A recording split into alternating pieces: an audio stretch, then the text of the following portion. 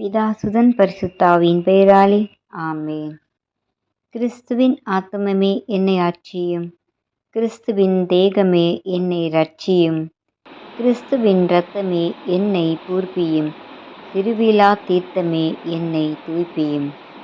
கிறிஸ்துவின் பாடுகள் என்னை தேற்றிட, அருள்நிறை இயேசுவே என்னை தேற்றிடும். அரிய காரியங்களுள் என்னை வைத்திடும், பிரிந்திடா வண்ணமாய் என்றும் கட்டிடும். பொருது சத்துருவிடம் நின்றே காத்திடும், மரண வேளையிலே என்னை கூப்பிடும்.